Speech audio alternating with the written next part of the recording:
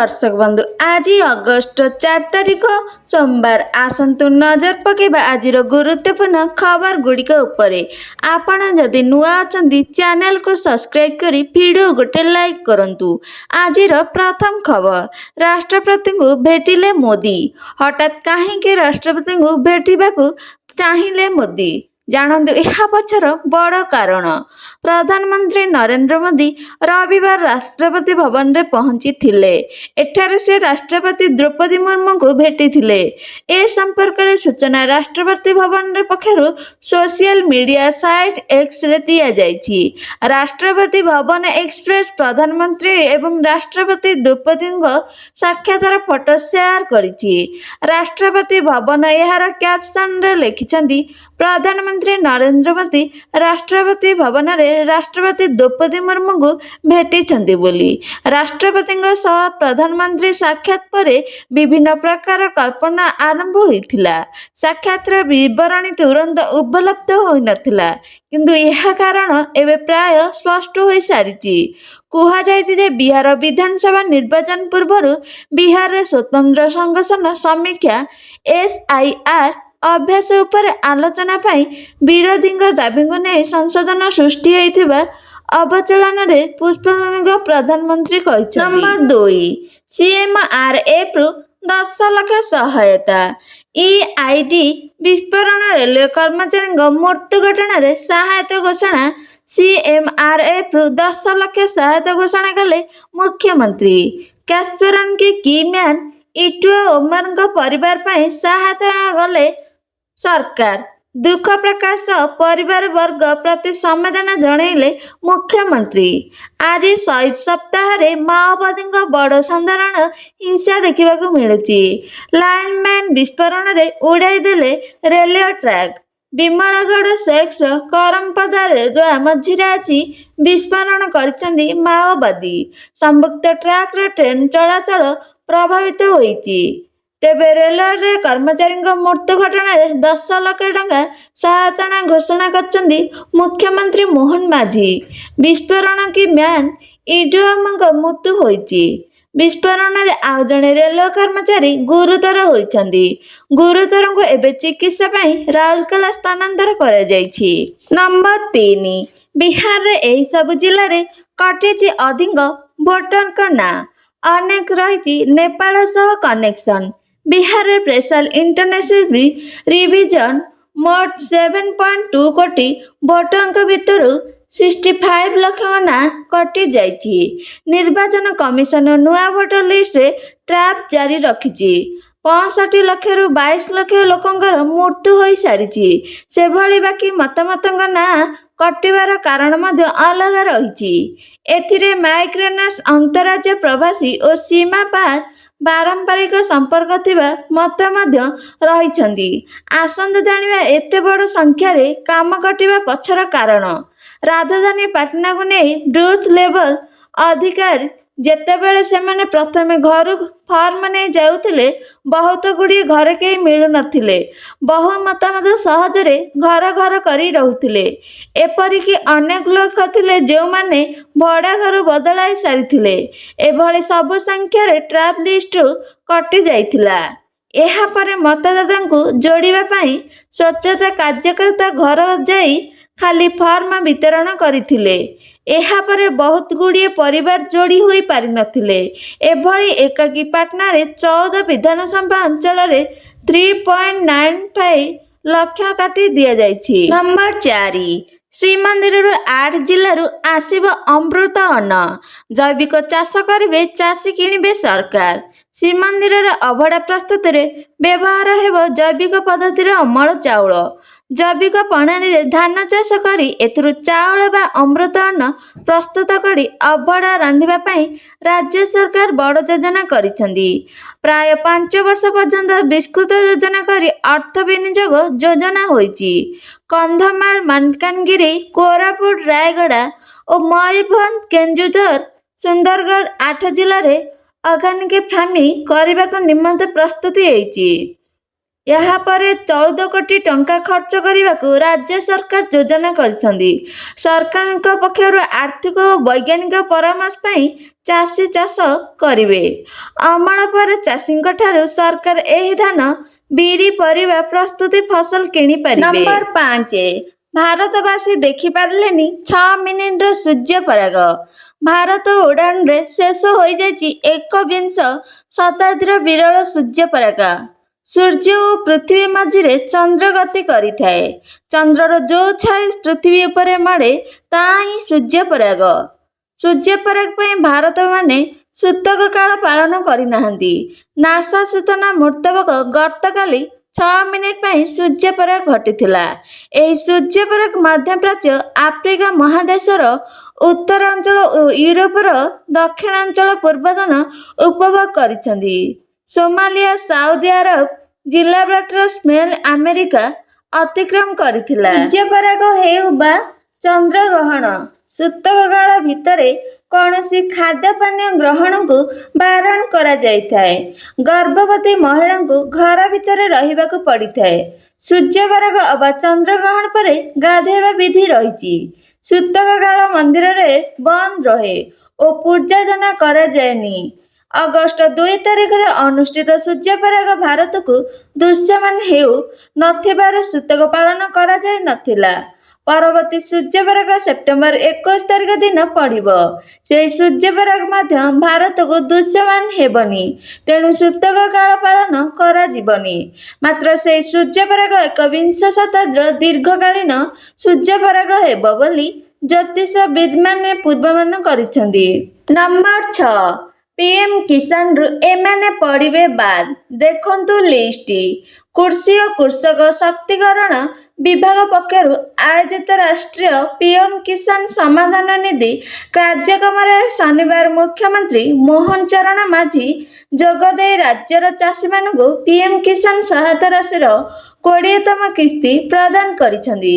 ପ୍ରଧାନମନ୍ତ୍ରୀ ନରେନ୍ଦ୍ର ମୋଦି ଉତ୍ତରପ୍ରଦେଶର ବାରାଣସୀଠାରେ ଉପସ୍ଥିତ ରହି ପିଏମ୍ କିଷାନ କିସ୍ତି ବାବଦରେ ସାରା ଦେଶରେ 9.7 କୋଟି ଚାଷୀଙ୍କୁ 2,000 ଟଙ୍କା ଲେଖାଏଁ ହିସାବରେ ସମୁଦାୟ 20,500 କୋଟି ଟଙ୍କା ପ୍ରଦାନ କରିଛନ୍ତି। ଏହି ଅବସରରେ ଭୁବନେଶ୍ୱର ଉପଗସ୍ଥିତ ସିପାରେ ଆୟୋଜିତ କାର୍ଯ୍ୟକ୍ରମରେ ମୁଖ୍ୟମନ୍ତ୍ରୀ ମୋହନ ଚରଣ ମାଝୀ ପ୍ରାୟ 34,88,000 ଊର୍ଦ୍ଧ୍ୱ କୃଷକଙ୍କୁ ଏହି ସହାୟତା ରାଶି ପ୍ରଦାନ କରିଛନ୍ତି।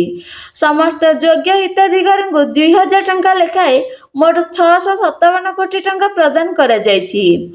କାର୍ଯ୍ୟକ୍ରମରେ ମୁଖ୍ୟମନ୍ତ୍ରୀ କହିଛନ୍ତି, ରାଜ୍ୟର ଲୋକଙ୍କ ସରକାର କାମ କରୁଛି।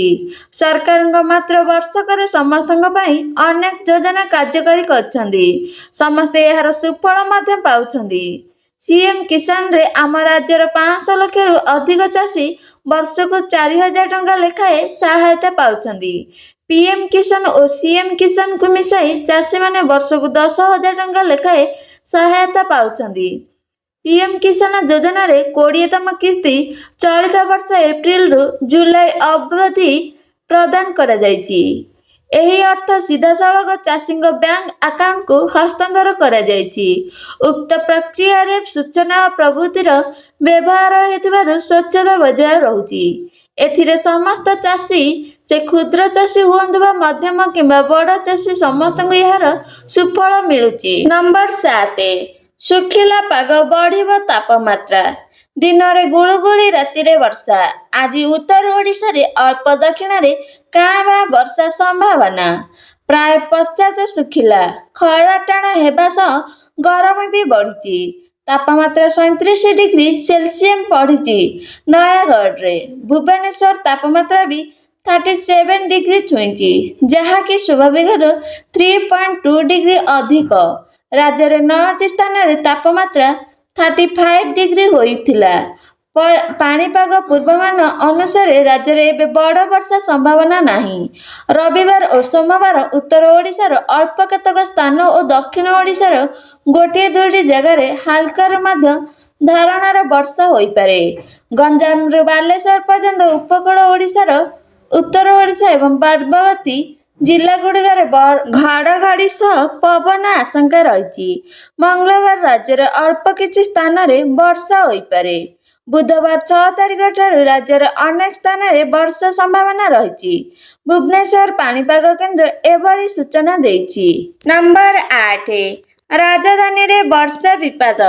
ବର୍ଷାରେ ଅସମ୍ଭାଳ ରାଜଧାନୀ ଦିଲ୍ଲୀ।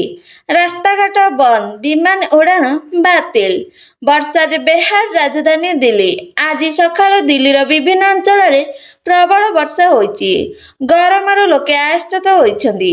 ବର୍ଷା ଫଳରେ ଦିଲ୍ଲୀର ରାସ୍ତାରେ ଜମି ରହିଛି ପାଣି। ବିଜୟ ଚୌକ, କନଟ ପ୍ଲେସ, ମିଟ୍ରୋପଲିସ, ସରୋଜିନୀ ନଗର ଏବଂ ପଞ୍ଚକୁଆମ ମାର୍ଗ ଆଦି ଅଞ୍ଚଳରେ ପ୍ରବଳ ବର୍ଷା ହୋଇଛି। ପ୍ରବଳ ବର୍ଷା ଯୋଗୁଁ ଦିଲ୍ଲୀରେ ବାତିଲ ହୋଇଛି କେତେକ ବିମାନ ସେବା। ପ୍ରାୟ 62ଟି ବିମାନର ଉଡ଼ାଣ ବିଳମ୍ବ ହୋଇଛି। ପ୍ରବଳ ବର୍ଷା ଫଳରେ ଦିଲ୍ଲୀର ଯାତାୟାତରେ ସମସ୍ୟା ସୃଷ୍ଟି ହୋଇଛି। ଦିଲ୍ଲୀରେ ଅନେକ ଅଞ୍ଚଳ ଜଳମଗ୍ନ ହେବା ସହ ଟ୍ରାଫିକ ସମସ୍ୟା ଦେଖାଯାଇଛି। ଦିଲ୍ଲୀ ସହିତ ଉତ୍ତରପ୍ରଦେଶ, ବିହାର, ମଧ୍ୟପ୍ରଦେଶ, ପଞ୍ଜାବ ଓ ହରିୟାଣା, ହିମାଚଳ ପ୍ରଦେଶରେ ଭାରୀ ବର୍ଷା ପାଇଁ ଚେତାବନୀ ଜାରି କରିଛି ଭାରତୀୟ ପାଣିପାଗ ବିଭାଗ। ପଞ୍ଜାବର ପଟିଆଲା, ମୋହାଲି, ହରିୟାଣାର କୁରୁକ୍ଷେତ୍ର, ଆମ୍ଲାନରେ ରେଡ୍ ଆଲର୍ଟ ଜାରି କରାଯାଇଛି। ଉତ୍ତରପ୍ରଦେଶ ଓ ମଧ୍ୟପ୍ରଦେଶର କେତେକ ଜିଲ୍ଲାରେ ଅତି ଭାରୀ ବର୍ଷା ଆଶଙ୍କା ରହିଛି। ଲୋକମାନେ ସତର୍କ ରହିବାକୁ ପରାମର୍ଶ ଦେଇଛି ସ୍ଥାନୀୟ ପ୍ରଶାସନ। ପରବର୍ତ୍ତୀ ଖବର, ସୁଭଦ୍ରା ପରବର୍ତ୍ତୀ କିସ୍ତି ଏମାନଙ୍କୁ ମିଳିବନି। କାହିଁକି ଏହି ମହିଳାଙ୍କୁ ମିଳିଲା ନାହିଁ ଟଙ୍କା? ସୁଭଦ୍ରାର ତୃତୀୟ କିସ୍ତି ଆସିବ କି ନାହିଁ ଜାଣନ୍ତୁ। ଖାତାକୁ ଆସିବ ସୁଭଦ୍ରା ଯୋଜନାର ତୃତୀୟ କିସ୍ତି।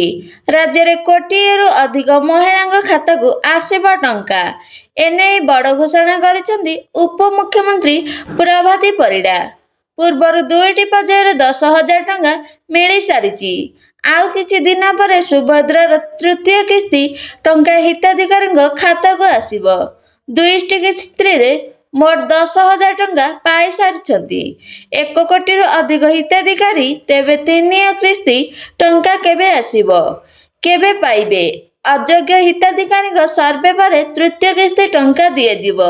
ସମସ୍ତ ଯୋଗ୍ୟ ହିତାଧିକାରୀଙ୍କ ନିକଟରେ ସୁଭଦ୍ରା ଯୋଜନା ଟଙ୍କା ପହଞ୍ଚାଇ ନେଇ ପୂର୍ବରୁ ବି ଘୋଷଣା କରିଛନ୍ତି ରାଜ୍ୟ ସରକାର।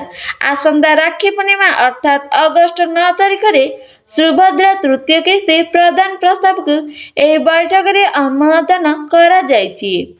ଯେଉଁମାନେ ସୁଭଦ୍ରା ଟଙ୍କା ପାଇନାହାନ୍ତି ତାଙ୍କ ପାଇଁ ବଡ଼ ସୂଚନା। ସୁଭଦ୍ରା ପୋର୍ଟାଲ ଲୁଣି ଖୋଲିବା ନେଇ ଘୋଷଣା କରିଛନ୍ତି ଉପମୁଖ୍ୟମନ୍ତ୍ରୀ ପ୍ରଭାତୀ ପରିଡ଼ା। ଯେଉଁମାନେ ପାଇନାହାନ୍ତି ଓ କାହିଁକି କଟିଛି ଜାଣିବାକୁ ଚାହୁଁଛନ୍ତି ସେମାନେ ୱେବସାଇଟକୁ ଯାଇ ଏହାର କାରଣ ଜାଣିପାରିବେ। ସୁଭଦ୍ରା ପୋର୍ଟାଲରେ ଏନେଇ ନୂଆ ଫିଚର ଆସିଛି। ପୋର୍ଟାଲ ଖୋଲିବା ପରେ ଜାଣିପାରିବେ ଜନସେବା କେନ୍ଦ୍ରରେ ବିଏନେଇ ପାଇପାରିବେ ତଥ୍ୟ। ବ୍ୟାଙ୍କ ଆକାଉଣ୍ଟ ଓ ଆଧାର ତଥ୍ୟ ମେଳ ଖାଉନଥିଲେ ସୁଭଦ୍ରା ଆବେଦନ ଖାରଜ ହୋଇଯିବ। ଯଦି ଆପଣଙ୍କ ବ୍ୟାଙ୍କ ଆକାଉଣ୍ଟରେ ଭୁଲ ଆଧାର ତଥ୍ୟ ଦିଆଯାଇଥିବ ତେବେ ଆବେଦନ ରିଜେକ୍ଟ ଲିଷ୍ଟ ହୋଇଯିବ। ପରବର୍ତ୍ତୀ ଖବର, ଓଡ଼ିଶାରେ ଚାଲିଛି ନାରୀହନ୍ତ ସରକାର। ବଳଙ୍ଗା ଘଟଣାରେ ଘେରିଲା ବିଜେଡି। ବଳଙ୍ଗା ପୀଡ଼ିତାଙ୍କ ମୃତ୍ୟୁ ପରେ ଏହି ଘଟଣାକୁ ଏବେ ସରକାରକୁ ଘେରିଲା ଆରମ୍ଭ କରିଛି ବିଜେଡି। ବିଜେଡିର ନେତା ନେତ୍ରୀ ଆଜି ସାମ୍ବାଦିକ ସମ୍ମିଳନୀ କରିବା ଏହି ପ୍ରସଙ୍ଗରେ ମୋହନ ସରକାରଙ୍କୁ ଘେରି ସାରିଛନ୍ତି। ବିରୋଧୀ ଦଳ ମୁଖ୍ୟ ସଚେତନ ଥିବା ପ୍ରମିଳା ମଲ୍ଲିକ ଏହି ଘଟଣାରେ ସିଧା ସରକାରଙ୍କୁ ତୀର ମାରିବା କହିଛନ୍ତି। ବଳଙ୍ଗା ଘଟଣାକୁ 15 ଦିନ ହେଲାଣି, ହେଲେ ସରକାର କି ପ୍ରଶାସନ ଦୋଷୀକୁ ଧରି ପାରୁନାହାନ୍ତି। ଉପମୁଖ୍ୟମନ୍ତ୍ରୀ କିଛି ଦିନ ତଳେ କହିଥିଲେ ଯେ ପୀଡ଼ିତାଙ୍କୁ ଭେଟିଛନ୍ତି ଓ ସେ ଭଲ ଅଛନ୍ତି, କିନ୍ତୁ ତାଙ୍କ ମୃତ୍ୟୁ ଅନେକ ଦ୍ୱନ୍ଦ୍ୱ ସୃଷ୍ଟି କରୁଛି ବୋଲି ଆକାନ୍ଦିତ ଅଭିଯୋଗ ଆଣିଛନ୍ତି ବିଜେଡି ନେତ୍ରୀ। ଅନ୍ୟପଟେ ମୋହନ ସରକାରଙ୍କୁ ଟାର୍ଗେଟ କରି ସେ କହିଛନ୍ତି ସରକାର ଦୋଷୀକୁ ଘଣ୍ଟ ଘୋଡ଼ାଉଛନ୍ତି। ଏହି ଘଟଣାରେ ସରକାର ଦଳ ଲୋକଙ୍କ ସମ୍ମୁକ୍ତି ଅଛି।